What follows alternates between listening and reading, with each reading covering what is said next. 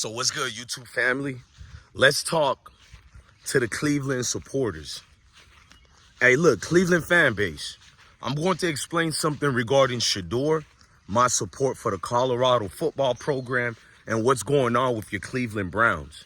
When I make these videos talking about your failed organization, stop getting in your goddamn feelings. You hear me?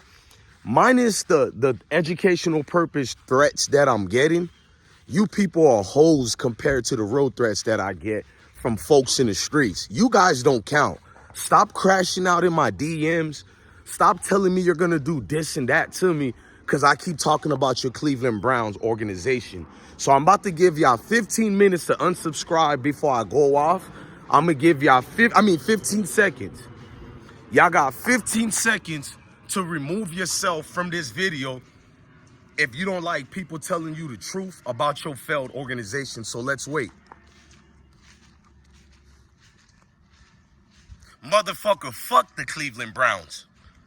Now the people of Cleveland, Ohio, I'm with y'all.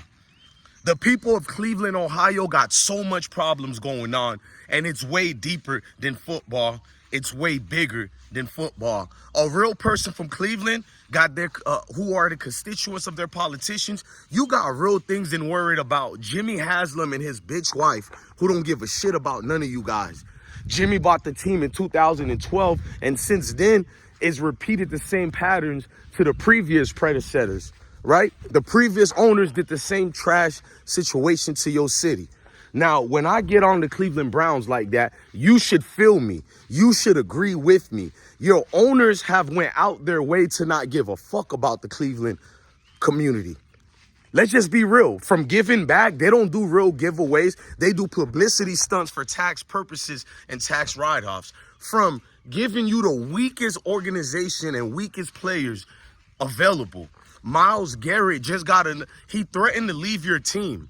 Myles Garrett, who handsomely has been paid well, he threatened to leave your team because of the losing. Instead of him placing blame on himself, he said it's your organization's fault and everybody else. They just gave that motherfucker a contract extension. Where was Myles Garrett, who's tired of losing during the OTAs? You know what he does? With every OTAs, not show up, go on vacation. Shout out to Joe Flacco, who preached the truth. It was a time for leaders to be leaders, and where were they? Joe Flacco called them out without saying it. That's why I like Joe Flacco. I think the best players in your organization at the quarterback position is Joe Flacco and Shedeur Sanders. It's not even close, bro. Joe Flacco is the perfect insurance. Shedeur is the perfect protege in the making to be the face of your franchise. But never mind all that. Let's fast forward. You have an organization that has allowed players to take advantage of the community. Players who are not even in the communities nor the facility when it counts. Don't let that go over your head. I've been dealing and talking with real Cleveland, Ohio people. And the issues are bigger than football and deeper than football. I'll be damned if any of you little motherfuckers think you can come to this platform and dictate how we speak here and what we talked about. I want you little, you know what, prove your organization is bigger and better than what I say it is. Prove it to me. At the end of the day, Jimmy Haslam is trying to sell your organization. Jimmy doesn't have any care for the community there.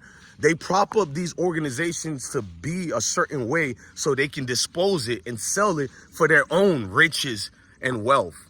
I'm a passionate football fan, but I never forget it's just a form of entertainment. We love the entertainment part, but when you're successful with this form of entertainment, it trickles down through your community. It echoes a chamber of unity, all that. So could you imagine an organization that deliberately sabotaged its own team for self-interest? But you motherfuckers are worried about me.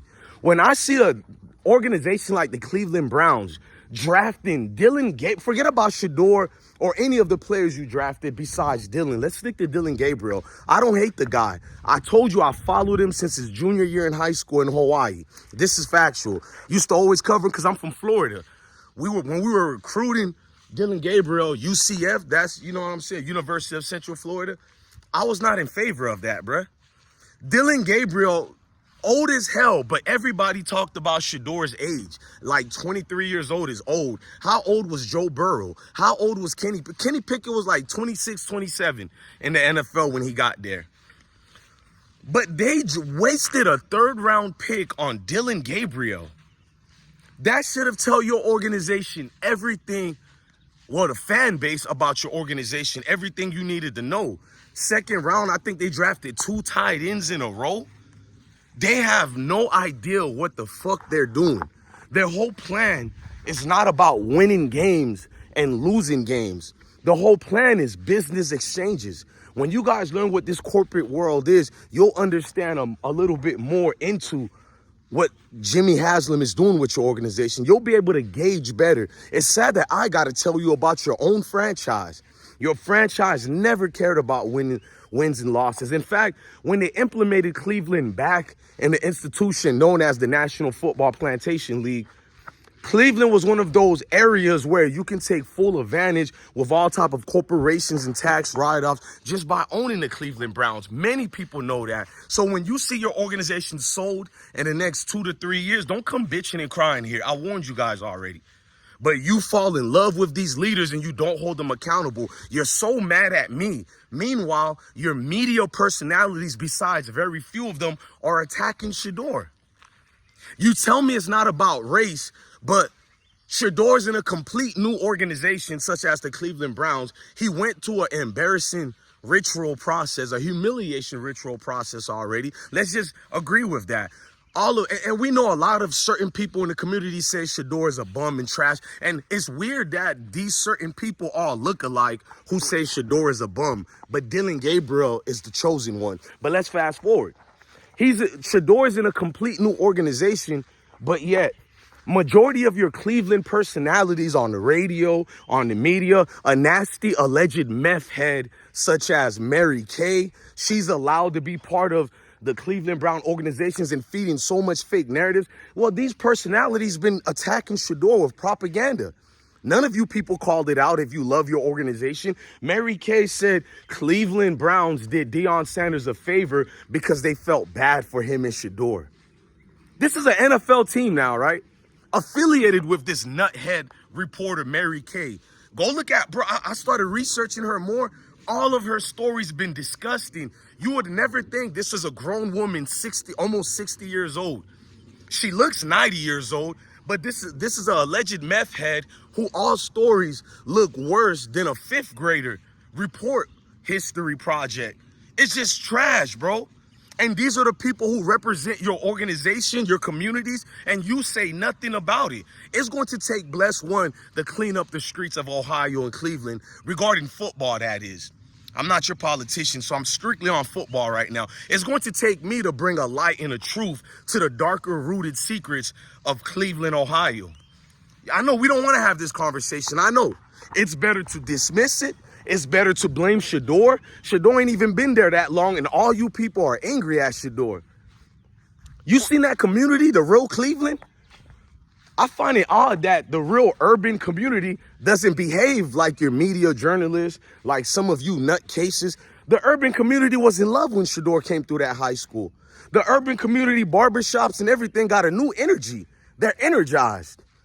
But I don't want them to get hurt because I know this process, this political process. Unfortunately, if Shedeur becomes a starter or he sticks on the roster as a second string, I would have to say, hopefully, you know, it could stay that way and it's a good thing. But I said only 2 things are going to happen. A, they're going to release Shedeur because they're done using him to be relevant again. They've been getting all media press. They don't need Hard Knocks on HBO. We're getting all the exclusives just because they got Shedeur. Everybody is talking about the Cleveland Browns. B, what's going to happen to Shedeur if they do keep him on, A, they release him. B, if they do keep him, he'll be dead last on their roster, maybe practice squad or something. And they'll deliberately sabotage him like they're doing now for this fake competition with a oversaturated, overrated, mayo trash, couldn't even be put on a BLT sandwich named Kevin Stefanski. A puppet, part of the puppeteer. Kevin Stefanski got Coach of the Year 2 times for doing nothing.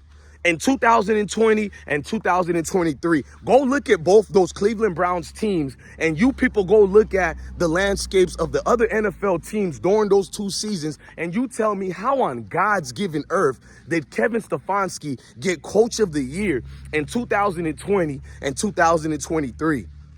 But yet the Cleveland Browns has regressed every single year. This scrub coach was a coach. Meanwhile, you same idiots who saying Deion can't coach a league, even though he revamped a program like Boulder, Colorado, who's been losing for over 20 years. That's 2 decades of losing. He changed it. But if Deion was Mayo, there'll be a movie about what he did with Colorado. The interest, the money, just everything. But he's trash. But Kevin Stefanski is Coach of the Year. Work with me. I know one is college, one is professional, but at the end of the day, it's the mindset. So Cleveland Browns fans have dropped themselves as lowly bums and losers who love it, because anybody from Cleveland or from Ohio or anybody representing the Cleveland Browns who's mad at my takes, you should be happy finally somebody with the mitigated balls to come out in the front light and says what needed to be said about that failed organization. They should have never bring back the Cleveland Browns organization if you only was going to come back to be a clown show at the fucking circus. Should have never come back. There's nothing professional about your organization, and your fan base will be considered weak if y'all never really call this garbage out, because the same media personalities are still on air, still got their careers. You don't hold them accountable, but you're busy worried about, we don't want Shedeur because he brings too much circus. How the fuck can Shedeur bring the circus to the circus that was there already? So Jimmy Haslam is not Bozo the Clown? Your weak GMs who change every other year and they add these brothers for their diversity, DEI hires, whatever you want to call that crap. I don't fall for that charade. I know a puppet when I see one. Then you get Kevin Stefanski, who got no cojones. You put him in the public light to speak to the people. He always has a deer in the headlight look. He's so in love with Dylan Gabriel, who's an interception king. You know what? Before I get off this video, I'm going to tell you the truth. I hope y'all make Dylan Gabriel the face of your franchise. I'm praying for that. Because at the end of the day, I'm a Miami Dolphin and Tampa Bay and Jacksonville football fan. We're not going to get that misconstrued. You heard what I said. So in reality, I hope y'all keep losing. Now, if Shedeur gets the job, then I will root for y'all. But you know I'm really rooting for who? Shedeur Sanders. I've always said it. Stop coming to me with your yappering. There's no God-given reason why I should ever talk about the lowly, miserable trash Cleveland Browns. You better be happy that any of us are talking about your failed fucking organization. It's because of Shedeur Sanders. I don't give a damn about no Cleveland Browns. You guys could win the Super Bowl. It wouldn't do nothing for me. I just hope Shedeur is part of it. I didn't want Shedeur to go to Cleveland Browns. The way he fell in the draft, it was late in the 5th round. I was like, at this point, I hope he at least goes undrafted so he can sign a free agent contract with a team that really wants him, not teams using him for their ulterior motives. But y'all going to give Jimmy Haslam a pass. You're going to give your failed reporters like Tony Grossi, who's racist as fuck. He goes out his way to throw slights at Shedeur every chance he could get. I'm looking at that evil devil like, what's wrong with you, bro? It's one thing you don't like black folks, but why are you on air? You have to throw it out there, bro. Shedeur didn't do nothing to you, bro. And y'all accept Tony Grossi. Mary Kay coming with salacious news on the Sanders family like they're so pathetic. She claimed Deion was crying, so Jimmy Haslam and them did him a favor, and y'all allowed that type of bullshit. Y'all allowed it. Fuck the Cleveland Browns. The hell with your media. The hell with your fan base. I only respect the people of Cleveland, Ohio, because there's a difference. All you urban, melanated people in Cleveland, Ohio, all the beautiful white people there, all the beautiful Asians, Hispanics, I'm with you guys. I'm with you guys.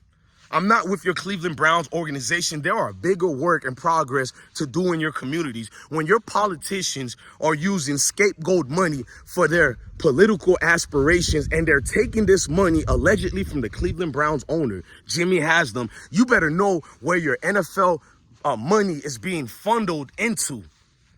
You better know that. I'm breaking all these cases for you guys. Oh, we'll be doing more investigative journalism. You know, real investigative journalism. Not what that alleged meth head Mary Kay is doing out here. You put all type of Klan members in front of your media spotlight and you think a nigga like me is not gonna call them out? Because you're used to puppets like Chris Carter and these other stepping fetchings. I'm not one of them. I'm God-bodied. I've been blessed by the Most High. I will expose everything that come through the way of the world in your world. Ladies and gentlemen, I'm DJ Blessed One, the best one for a reason. God has gifted me a gift, like many of my brothers and sisters who have this gift. A great orator, maybe, but not even that. A nigga who's not afraid to put something on his backside to make him power up against all you weak ones out here, bruh.